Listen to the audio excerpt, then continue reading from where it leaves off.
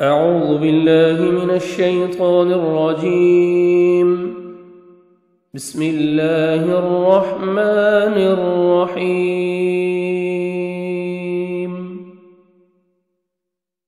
والذين يؤمنون بما أنزل إليك وما أنزل من قبلك وبالآخرة هم يوقنون.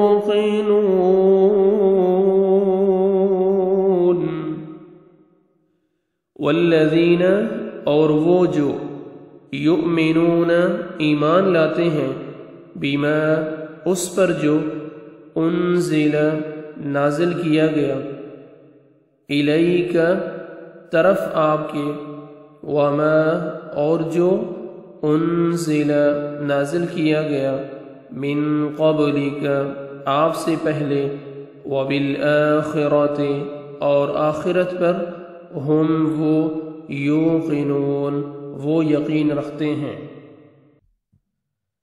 اور جو لوگ ایمان لاتے ہیں اس پر جو آپ کی طرف اتارا گیا اور جو آپ سے پہلے اتارا گیا اور وہ آخرت پر یقین رکھتے ہیں.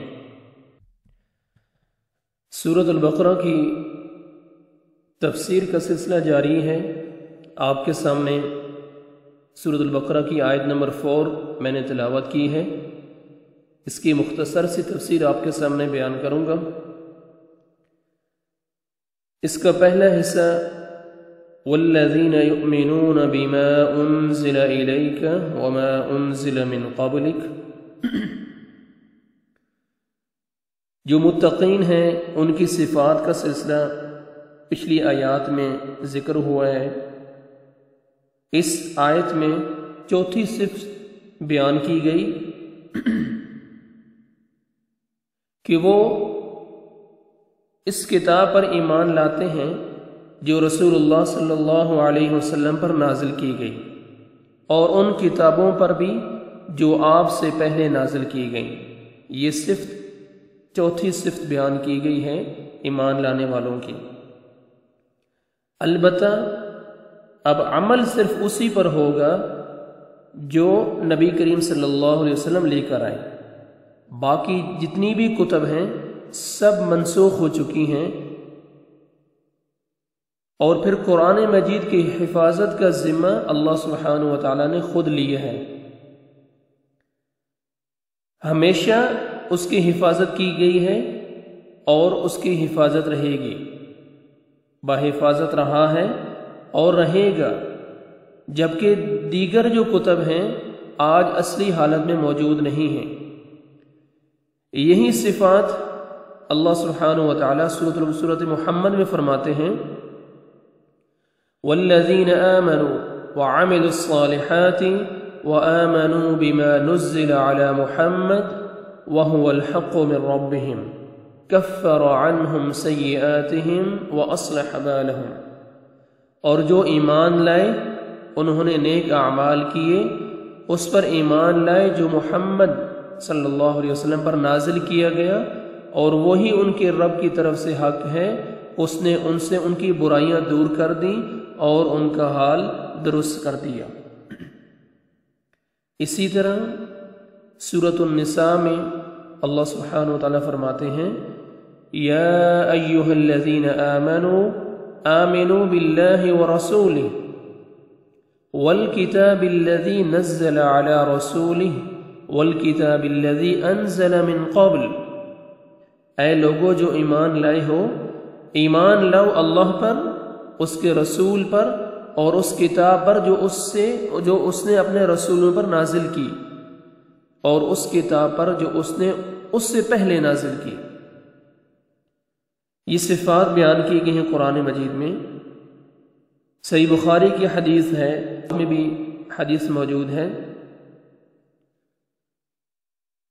سیدنا ابو ہریرہ رضی اللہ تعالیٰ عنہ بیان کرتے ہیں کہ رسول اللہ صلی اللہ علیہ وسلم نے فرمایا جب اہل کتاب تم سے کوئی چیز بیان کریں تو نہ ان کی تصدیق کرو اور نہ تکذیب، بلکہ کہو ہم اس پر ایمان رکھتے ہیں جو ہماری طرف نازل کیا گیا اور جو تمہاری طرف نازل کیا گیا اس پر بھی ہم ایمان رکھتے ہیں۔ تو یہ پہلا حصہ تھا۔ دوسرا حصہ وَبِالْآخِرَةِ هُمْ يُوقِنُونَ، آخرت اور آخرت پر وہ یقین رکھتے ہیں۔ آخرت سے مراد ہر وہ بات ہے جو موت کے بعد وقوع پذیر ہوگی۔ اس کا ذکر خاص طور پر اس لیے کیا گیا کہ ایمان کا ایک رکن ہے۔ آخرت پر یقین ہی آدمی کو عمل صالح کرنے پر ابھارتا ہے اور عذاب الہی سے ڈراتا ہے۔ سورۃ النمل میں اللہ سبحانہ وتعالی فرماتے ہیں الذین یقیمون الصلاة ویؤتون الزکاة وهم بالآخرة هم یوقنون ان الذین لا یؤمنون بالآخرة زینا لهم اعمالهم فهم یعمہون اولئک الذین لهم سوء العذاب وهم فی الآخرة هم الاخسرون۔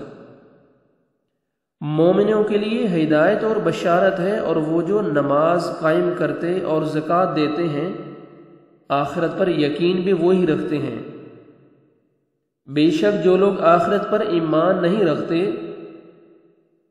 ان الذین لا یؤمنون بالآخرۃ زینا لهم اعمالهم فهم یعمہون، ہم ان کے لیے ان کے اعمال مزین کر دیتے ہیں پس وہ حیران پھرتے ہیں۔ اولئک الذین لهم سوء العذاب وهم فی الآخرۃ هم الاخسرون، یہی لوگ ہیں جن کے لیے برا عذاب ہے اور آخرت میں وہ سب سے زیادہ خسارے والے ہیں۔ اسی طرح سورہ لقمان میں اللہ سبحانہ وتعالی فرماتے ہیں الذین یقیمون الصلاة ویؤتون الزکاة وهم بالآخرة هم یوقنون اولئک علی ھدی من ربہم وَأُولَئِكَ هُمُ الْمُفْلِحُونَ، وہ جو نماز قائم کرتے اور زکوٰۃ دیتے ہیں آخرت پر یقین بھی وہی رکھتے ہیں، یہ لوگ اپنے رب کی طرف سے ہدایت پر ہیں، سراسر ہدایت پر ہیں، اور یہی لوگ فلاح پانے والے ہیں۔ سیدنا عبداللہ بن عمر رضی اللہ عنہما بیان کرتے ہیں کہ ان کے والد سیدنا عمر بن خطاب رضی اللہ عنہ کہتے ہیں کہ ایک روز ہم رسول اللہ صلی اللہ علیہ وسلم کی مجلس میں حاضر تھے کہ ایک نہایت ہی سفید کپڑوں میں ملبوس، نہایت ہی سیاہ بالوں والا ایک شخص حاضر ہوا۔ اس پر سفر کے کوئی آثار نظر نہیں آ رہے تھے اور ہم میں سے کوئی اسے جانتا بھی نہیں تھا۔ وہ اپنے زانوں آپ صلی اللہ علیہ وسلم کے زانوں سے ملا کر بیٹھ گیا۔ اس نے اپنے دونوں ہاتھ اپنے زانوں پر رکھے اور پوچھنے لگا اے محمد صلی اللہ علیہ وسلم، مجھے ایمان کے بارے میں بتائیے کہ ایمان کیا ہے؟ آپ صلی اللہ علیہ وسلم نے فرمایا کہ یہ کہ تو اللہ پر، اس کے فرشتوں پر، اس کی کتابوں پر اور اس کے رسولوں پر، یوم آخرت پر اور اچھی یا بری تقدیر پر ایمان لائے۔ صحیح مسلم کی حدیث ہے۔ تو یہ مختصر تفسیر میں نے سورۃ البقرہ کی آیت نمبر 4 کی آپ کے سامنے بیان کی ہے۔ اللہ سبحانہ وتعالیٰ سے دعا ہے اللہ سبحانہ وتعالیٰ ہمیں قرآن کا صحیح فہم عطا فرمائے اور عمل کرنے کی توفیق عطا فرمائے۔